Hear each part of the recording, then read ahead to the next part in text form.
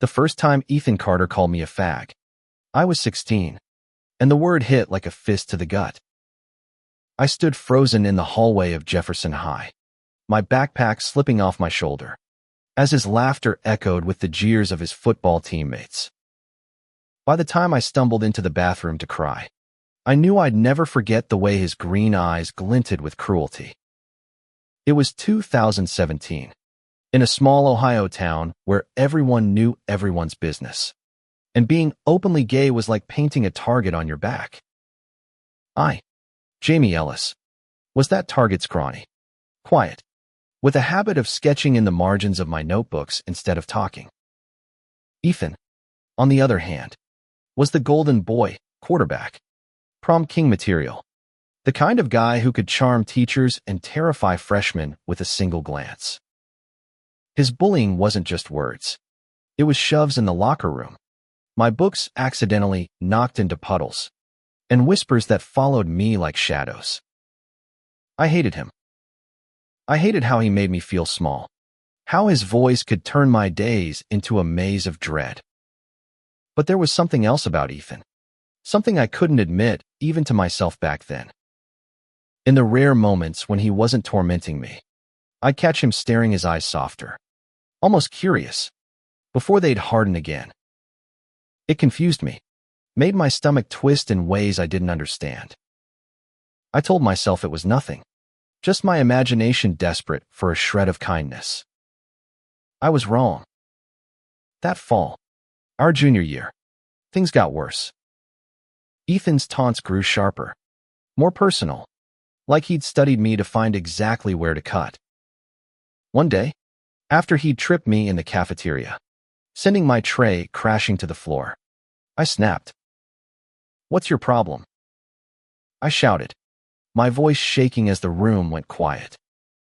Ethan smirked, but his eyes flickered with something guilt. Fear. Before he could answer, his friend Tyler shoved me back, and the moment passed. I started skipping classes to avoid him. My grades slipped, and my mom, a single parent working double shifts at the diner, didn't know how to help. I'd lock myself in my room, sketching furious, dark images of a world where I wasn't invisible. I stopped talking to my only friend, Mia, because even her kindness felt like pity. The truth was, I was drowning, and Ethan's cruelty was the weight pulling me under. One October evening, I stood on the edge of the town's old railway bridge, staring at the river below. It was cold, the kind of cold that seeps into your bones, and I wondered how long it would take for the water to swallow me whole. I'd written a note, tucked it into my pocket. "I'm sorry, Mom. I can't do this anymore." The wind stung my face, and I closed my eyes, ready to let go. That's when I heard his voice. "Jamie, what the hell are you doing?" Ethan's shout cut through the silence, sharp and panicked. I turned, and there he was, his Letterman jacket glowing under the moonlight, his breath visible in the chilly air. For the first time, he didn't look like the untouchable king of Jefferson High. He looked scared. "Leave me alone," I spat, my voice cracking. But he didn't. He stepped closer, hands raised like he was approaching a wounded animal. "I'm not worth your time, Ethan. Just go." "No," he said, his voice low, trembling. "You don't get to do this. Not tonight. Not ever." I laughed, bitter and hollow. "Why do you care? You've made my life hell for years." His face crumpled, and for a moment, I thought he might cry. "I know," he whispered. "I know, and I'm sorry." I didn't believe him. Not then. But something in his voice, raw, desperate, made me step back from the edge. He grabbed my arm, pulling me away from the railing, and we sat there on the cold ground, two boys who'd spent years at war, now silent under the stars. The next day, Ethan found me at school. No taunts, No smirks, just a quiet. Can we talk? I wanted to say no, to tell him to go to hell. But I followed him to the bleachers behind the football field. He handed me a folded piece of paper, his hands shaking. Read it, he said. Please. It was a letter, scrawled in his messy handwriting. Jamie, I don't know how to say this. I've been an asshole, and I don't expect you to forgive me. But I need you to know why. The words blurred as I read, my heart pounding. He wrote about his dad, a man who'd raised him on fists and slurs, who'd taught him that being a man meant hiding who you really were. He wrote about the fear that choked him every time he looked at me, because seeing me unafraid made him confront something he wasn't ready to face. I'm gay, he wrote, and I've hated myself for it my whole life. Hurting you was easier than hurting myself. I looked up, and Ethan was watching me, his eyes red. I didn't know how to deal with it. He said, I saw you, being yourself, and it made me so angry, not at you, but at me. I'm so sorry, Jamie. I didn't know what to say. Part of me wanted to scream, to tell him his pain didn't excuse mine. But another part saw the boy in front of me, broken in a way I recognized. We sat there, the silence heavy, until I finally said, I don't forgive you. Not yet. But I'm listening. That was the start. Not of forgiveness, not of friendship, but of something neither of us could name. We started talking awkward, stilted conversations at first, always away from prying eyes. Ethan told me about his dad's rages, about the pressure to be the perfect son, the perfect athlete. I told him about the bridge, about the note in my pocket. We were two kids carrying secrets too big for our shoulders, trying to find a way to set them down. By December, Ethan was different. He stopped hanging out with Tyler and the others, started sitting alone at lunch. People noticed. Rumors spread. One day, I saw Tyler corner him in the parking lot, his voice loud enough to carry. What's wrong with you, man? You going soft for that queer kid? Ethan didn't flinch. He just walked away. I didn't know it then, but that moment was the beginning of everything. Ethan was choosing something, maybe me, maybe himself. And I was starting to see him, not as the bully who'd haunted my days, but as someone fighting his own war. Winter came hard to Jefferson, blanketing the town in snow and silence. Ethan and I kept talking, meeting in secret spots, the library's back corner, the old shed behind the school. It wasn't friendship, not exactly, but it was something fragile, like a truce between enemies who'd forgotten why they were fighting. I still didn't trust him, not fully. Every time he spoke, I braced for the old Ethan to reappear, the one who'd made me flinch at the sound of his voice. But he was trying. He'd slip me notes in class, small apologies or random thoughts about music or movies, like he was testing if I'd push him away. I didn't. I couldn't explain why, but I kept those notes, tucked them into the back of my sketchbook. Maybe it was because I saw the way his shoulders slumped when he thought no one was watching, or the way his hands shook when he talked about his dad. Ethan was unraveling, and I was the only one who knew. One night, after a basketball game, he showed up at my house. It was past 10, and Mom was at the diner.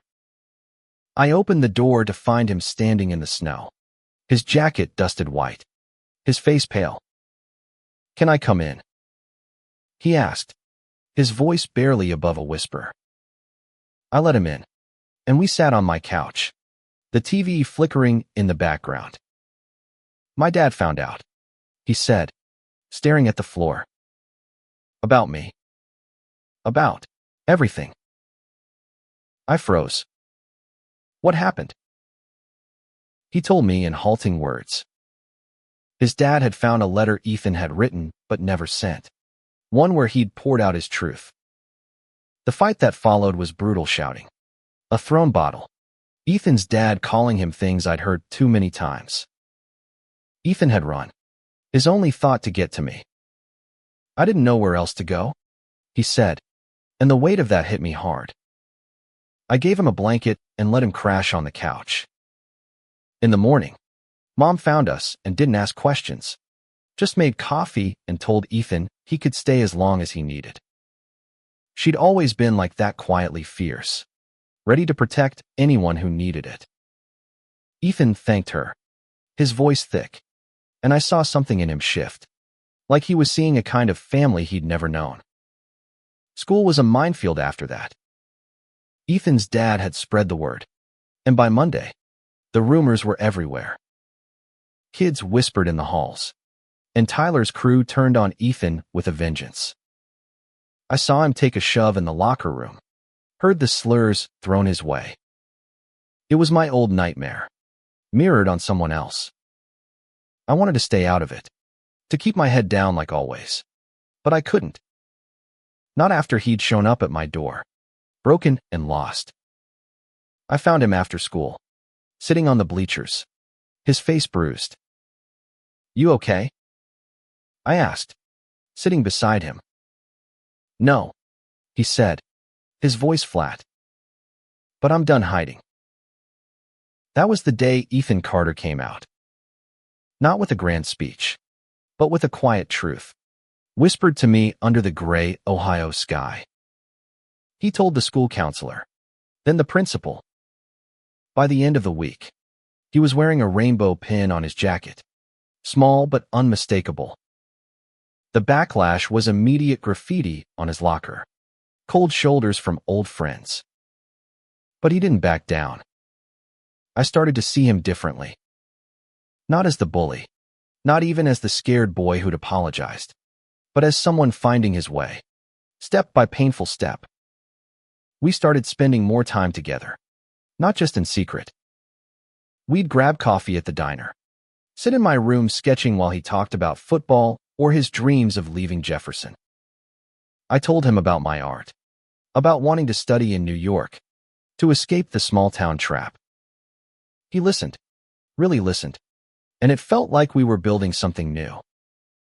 But the past doesn't let go easily. One night, Tyler and his friends jumped Ethan outside the gym. I wasn't there, but I saw the aftermath: his split lip, the bruises on his ribs. He wouldn't go to the hospital, said it'd make things worse. I cleaned him up in my bathroom, my hands shaking as I dabbed antiseptic on his cuts. "Why didn't you fight back?" I asked. "Didn't want to be like them," he said, wincing. "Or like my dad." I didn't know what to say. I was angry not at him, but at the world that kept breaking us both. That night, I let him stay over again, and we talked until dawn. He told me about the first time he realized he was gay, a memory from middle school he'd buried under years of denial. I told him about the bridge, about how close I'd come to ending it. We were raw, exposed, and for the first time, I felt like I wasn't alone. By spring, we were inseparable. Not dating, not yet, but something deeper than friendship. People noticed, and the whispers turned to us both. I didn't care. Ethan had gone from my tormentor to my anchor, and I wasn't letting go. But the town wasn't done with us. Jefferson had a way of punishing anyone who didn't fit, and we were about to learn how far it would go.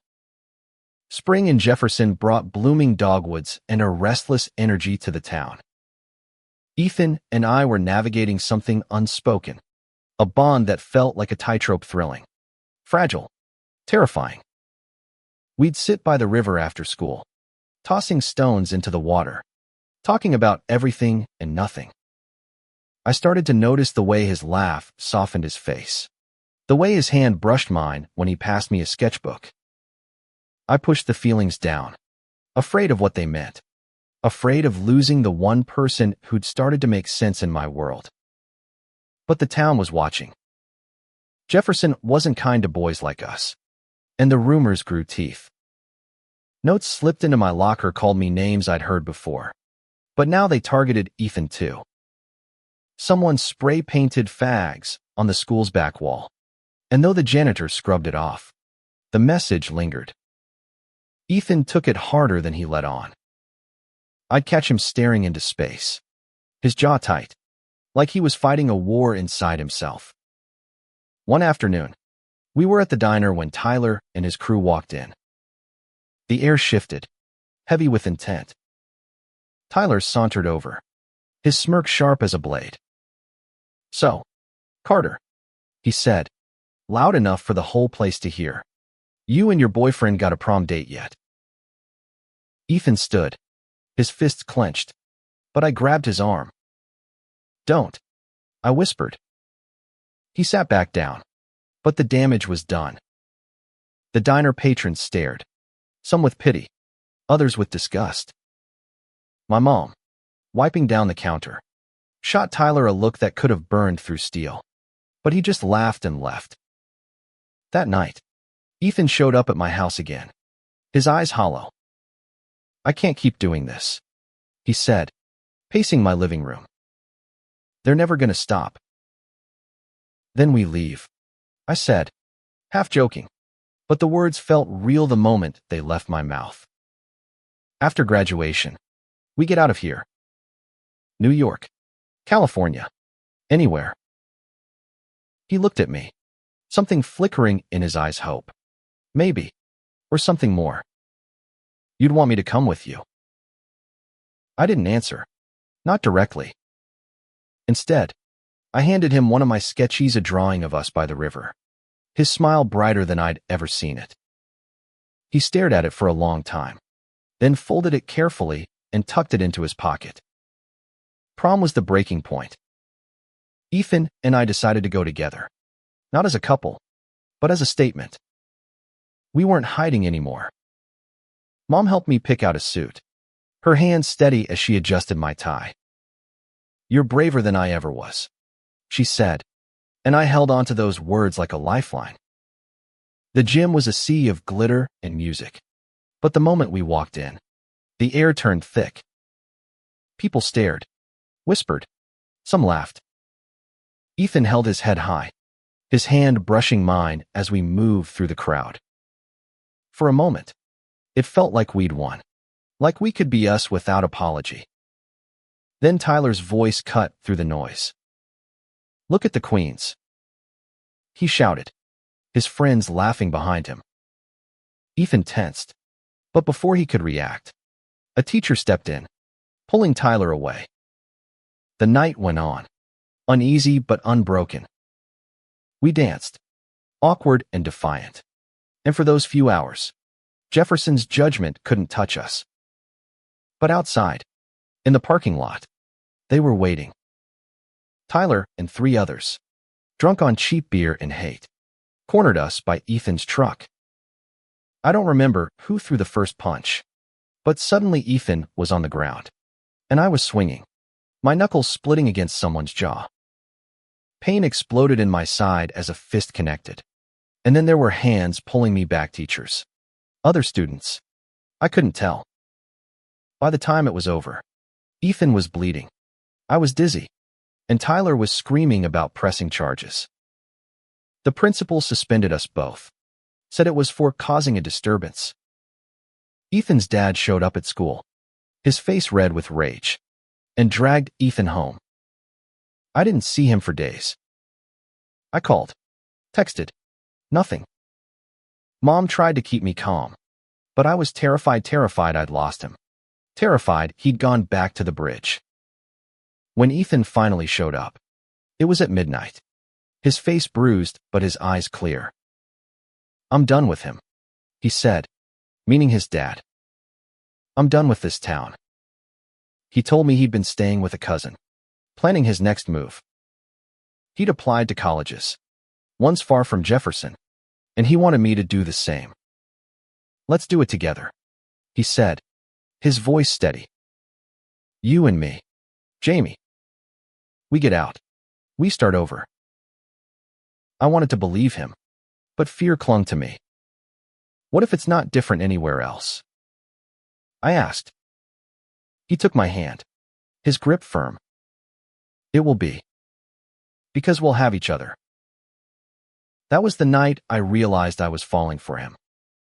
Not the Ethan who'd hurt me, but the one who'd fought to be better, who'd stood up to his dad, to the town, to himself. We sat on my porch, the stars bright above us, and for the first time, I felt like the future might be ours. Summer after junior year was a turning point. Ethan moved out of his dad's house, crashing with his cousin in a nearby town. He got a job at a hardware store, saving every penny for college.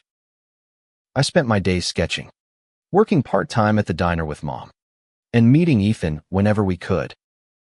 We'd drive to the edge of town, park by the cornfields, and talk about the lives we wanted, lives where we didn't have to look over our shoulders.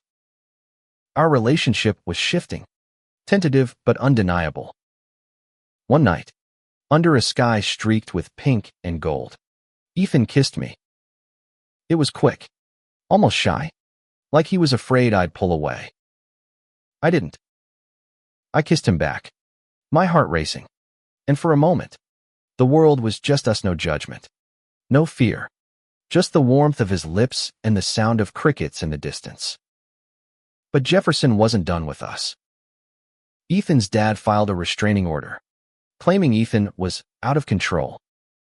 It was a lie, a power play, but it meant Ethan couldn't come near his old house. The legal fees drained his savings, and I saw the toll it took. His smiles rarer, his eyes distant.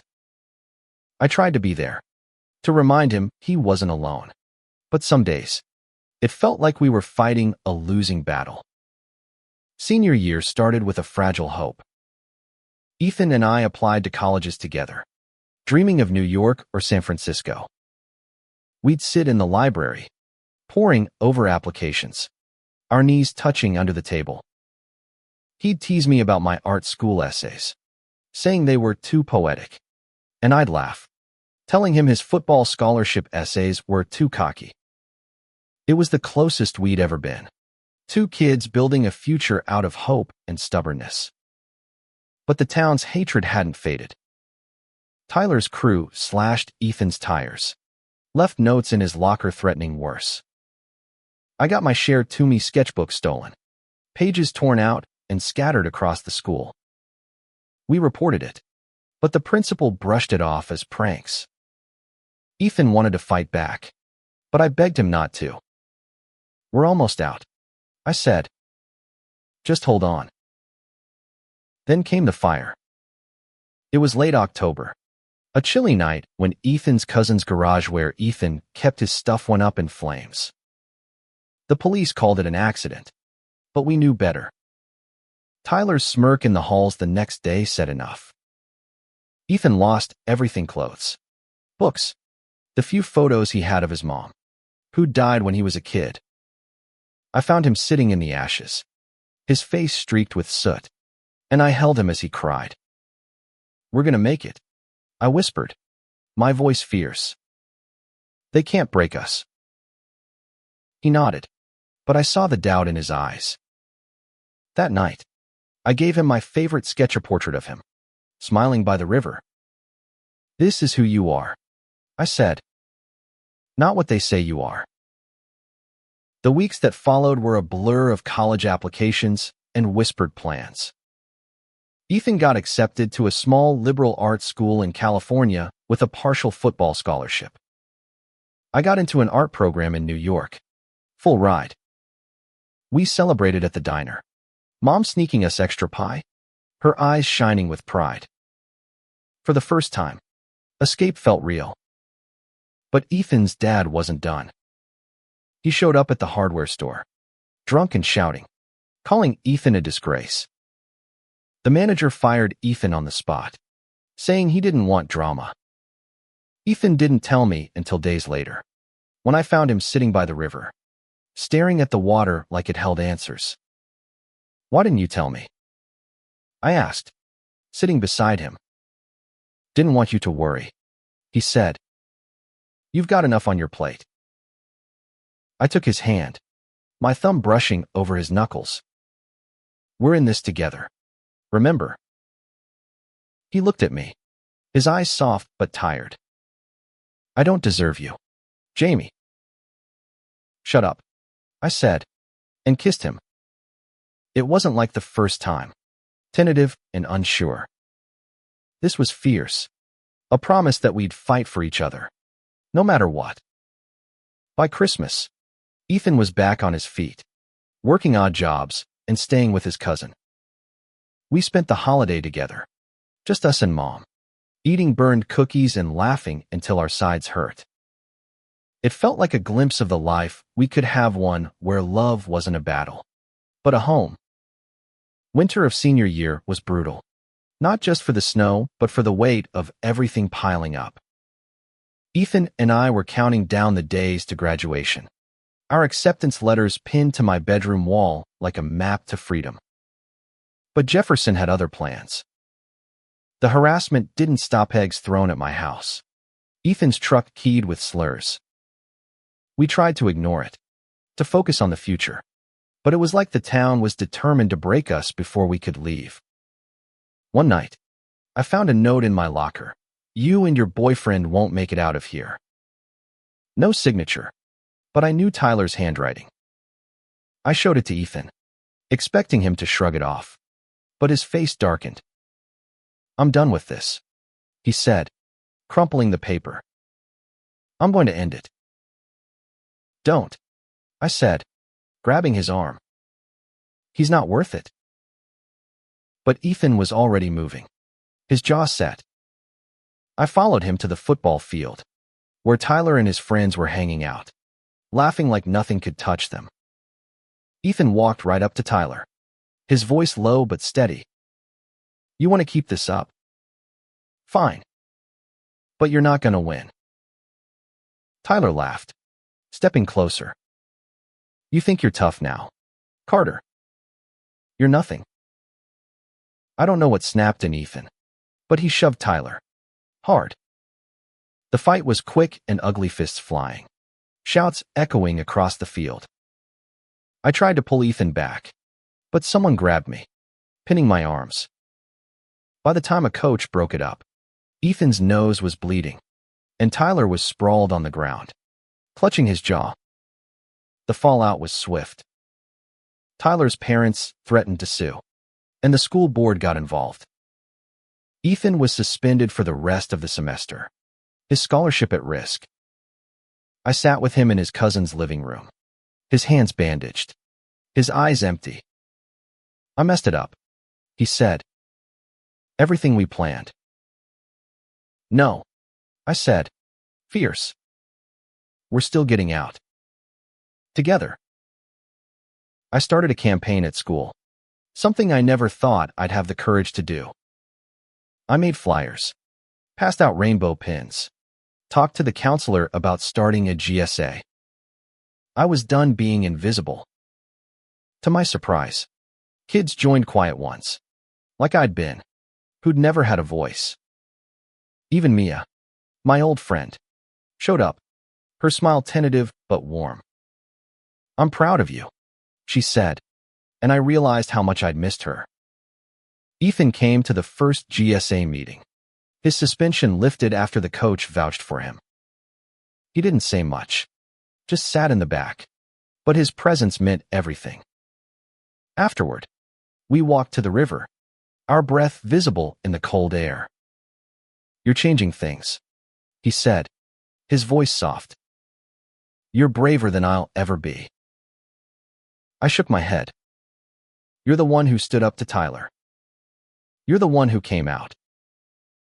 He smiled, small but real. Guess we're both a little brave. That night, we kissed by the river, the world quiet around us. It wasn't just a kiss, it was a promise, a vow that we'd keep fighting. For us, for the kids like us who'd come after. But the fight wasn't over. Tyler's crew retaliated, slashing my tires, leaving a dead bird on my porch. Mom called the police, but they said there was no proof. I saw the fear in her eyes, the same fear I'd felt on the bridge. I promised her I'd be careful, but I wasn't sure I could keep that promise. Ethan and I started planning in earnest. We'd leave the day after graduation, drive to New York together. He'd work while I studied, and we'd figure it out from there. It was a dream, but it was ours, and it kept us going through the long, cold months. Then came the letter. It was from Ethan's college, rescinding his scholarship. The reason? Conduct unbecoming of a student-athlete. Tyler's parents had pushed, using the fight as leverage. Ethan read the letter in silence, his hands shaking, then tore it up. "It's fine," he said, but his voice was hollow. I didn't let him give up. I helped him apply for financial aid, scoured job listings in New York. Mom offered to help with rent, said she'd visit as soon as we settled. Slowly, Ethan's spark came back. He started talking about the future again, about the life we'd build. And every time he smiled, I fell a little harder. Spring of senior year was a race against time.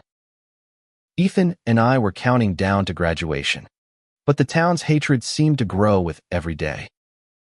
The GSA gave us a small bubble of safety kids who'd been silent started speaking up, sharing their stories. It wasn't much, but it was something. Ethan and I leaned on each other, our bond stronger than ever. But the weight of Jefferson's judgment was crushing. One night, we were walking home from the diner when a truck roared past. Too close, its horn blaring. I stumbled, my heart pounding, and Ethan pulled me back, his arm tight around me. "They're just trying to scare us," he said, but his voice shook. We both knew it wasn't just that. The next day, someone threw a brick through the diner's window, a note taped to it, "Keep your kind out." Mom was shaken but defiant. She taped up the window, kept the diner open, and told us to keep our heads high. But I saw the worry in her eyes, the same worry I felt every time Ethan left my sight. We started traveling in pairs, never alone, always watching our backs. Then came the rally. The GSA organized a small event in the town square, a call for acceptance. Ethan and I spoke, our voices trembling but clear. We talked about the bridge, about the hate we'd faced, about the hope we held on to. A few people clapped Mom, Mia, some teachers, but most of the crowd was cold, their stares heavy. Tyler's dad was there, his arms crossed, his face a mask of disgust. That night, Ethan's cousin's house was vandalized. Paint cans littered the lawn, slurs scrawled across the walls. Ethan didn't cry this time. He just cleaned, his movements mechanical, like he was shutting down. I helped, scrubbing until my hands bled, but the words wouldn't come off completely. They lingered, like scars. "We can't stay here," I said, my voice breaking. "Not after graduation." "I know," Ethan said, his eyes meeting mine. "But I'm not leaving without you." We made a pact that night, under the stars, our hands clasped tight. We'd leave together, no matter what.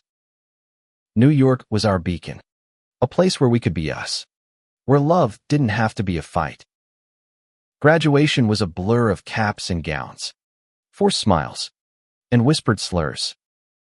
Ethan and I sat together, our hands brushing under the folds of our robes. When my name was called, I walked across the stage, Mom cheering loud enough to drown out the murmurs. Ethan's turn came, and I held my breath, praying no one would ruin it. He made it across, his diploma in hand, and flashed me a smile that said, "We did it." That night, we celebrated at the diner. Just us, Mom, and Mia. We danced to the jukebox, laughed until we couldn't breathe, and for a moment, Jefferson felt far away. Ethan pulled me close, his forehead against mine. "I love you," he whispered, The words so quiet I almost missed them. I froze, my heart in my throat. I love you too, I said, and it was the truest thing I'd ever said. But the night wasn't over. As we left the diner, Tyler's truck was waiting across the street, its headlights blinding. Ethan grabbed my hand, his grip tight. "Stay close," he said, and we ran, the sound of tires screeching behind us. We made it to my house, locking the door, our breaths ragged. Mom called the police, but they said there was nothing they could do, no proof, no witnesses. Ethan stayed over, sleeping on the floor beside my bed. I listened to his breathing, steady and sure, and promised myself we'd make it out. We had to. The week after graduation was chaos. Ethan and I packed our lives into duffel bags, ready to leave Jefferson behind. Mom gave us her old car, a beat-up sedan that smelled like coffee and diner grease. "It'll get you to New York," she said, hugging us both. "And you better call me every day." We planned to leave at dawn, before the town could wake up and stop us. But the night before, Ethan got a call from his cousin. His dad was at the house, drunk and raging, demanding to see him. Ethan's face went pale, but he shook his head. "I'm not going," he said. "He doesn't get to ruin this." I nodded, but fear gnawed at me. We spent the night in my room, double-checking our bags, our plans, our dreams. Ethan sketched a map of our route, his hand steady despite everything. "New York's gonna be different," he said, his voice soft. "We'll be free." I wanted to believe him, but Jefferson had taught me to expect the worst. And the worst came at midnight. A crash woke us, glass shattering downstairs. Ethan was up in an instant, pulling me behind him. We crept to the stairs, my heart pounding so loud I thought it'd give us away. In the living room, Tyler and two others stood, their faces shadowed but unmistakable. A baseball bat lay on the floor, the window in pieces. "Get out," Ethan said, his voice low. "Dangerous." Tyler laughed, stepping closer. "You think you can just leave? You're nothing, Carter. You and your little boyfriend." I saw the bat in Tyler's hand, saw the hate in his eyes, and something in me snapped. I lunged for the phone, but one of Tyler's friends grabbed me, slamming me against the wall. Ethan moved faster than I'd ever seen, tackling Tyler to the ground. The room was chaos, shouts, fists, the sound of breaking furniture. Then a gunshot. Everything stopped. Tyler's friend dropped the bat, his face pale. Ethan was on the floor, clutching his side, blood seeping through his fingers. I screamed, crawling to him, my hands shaking as I pressed them against the wound. "Stay with me," I begged. "Ethan, please." Tyler and his friends ran, their footsteps fading as I called 911. Mom burst in, her face white, and helped me keep pressure on the wound. The ambulance seemed to take forever, but when it arrived, the paramedics moved fast, loading Ethan onto a stretcher. I rode with him, holding his hand, praying to anyone who'd listen. At the hospital, they took him into surgery. Mom and I sat in the waiting room, her arm around me, neither of us speaking. Hours passed, each one heavier than the last. When the doctor finally came out, her face was tired but kind. "He's stable," she said. "He's going to be okay." I cried then, relief flooding me like a tidal wave. Mom held me, whispering, "You're both going to be okay." The police caught Tyler and his friends the next day. They confessed, said it was meant to be a scare, that the gun went off by accident. It didn't matter. Ethan was alive, and that was all I cared about. I sat by his hospital bed, watching him sleep, his face peaceful despite the bandages. When he woke, his eyes found mine, and he smiled, weak but real. "Told you we'd make it," he said, his voice hoarse. I laughed, tears in my eyes. "You're an idiot." "But you love me," he said, and I nodded, unable to speak. We didn't leave at dawn. We stayed until Ethan was strong enough, until the police assured us Tyler's crew would face charges. Mom helped us pack again, her eyes red but proud. "You two take care of each other," she said, and we promised we would. We left Jefferson on a quiet morning, the sun just breaking over the horizon. Ethan was still weak, his side bandaged, but his eyes were bright with determination. I drove, the old sedan humming along the highway, New York waiting somewhere beyond the endless road. We didn't talk much, just let the radio fill the silence, country songs mixing with our shared dreams. New York was everything Jefferson wasn't. Loud, chaotic, alive. We found a tiny apartment in Brooklyn, barely big enough for our duffel bags, but it was ours. Ethan got a job at a coffee shop, his charm winning over customers despite the scar on his side. I started art school, my sketches filling with color, with hope. We built a life, piece by piece, learning what it meant to love without fear. Months later, we went back to Jefferson, just for a day. Mom wanted to see us, and we wanted to show her we'd made it. The town hadn't changed, same streets, same whispers, but we had. We walked hand in hand, unafraid, and when we passed the old railway bridge, Ethan stopped. "This is where it started," he said, his voice soft. "Where I almost lost you." I squeezed his hand. "You didn't. You saved me." He shook his head. "You saved me, Jamie." "Every day?" We stood there, the river flowing below, and I thought about the boys we'd been scared, angry, lost. We'd fought for this, for each other, for a life where we could be whole. And we'd won. Years later, we're still in New York.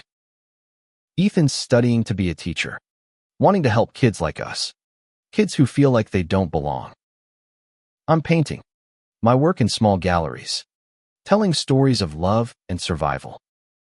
Mom visits when she can, her diner still open, a beacon for anyone who needs it. We don't talk about Jefferson much, but we carry it with us, the pain, the lessons, the strength we found. Ethan keeps my sketch of him by the river framed above our bed, a reminder of where we've been. And every night, when we fall asleep, his arms around me, I know he's the reason I'm still alive. Not because he pulled me from the bridge, but because he showed me what it means to fight, to love, to forgive. We were two boys who started as enemies, bound by hate, but we ended as something more, partners, survivors, home.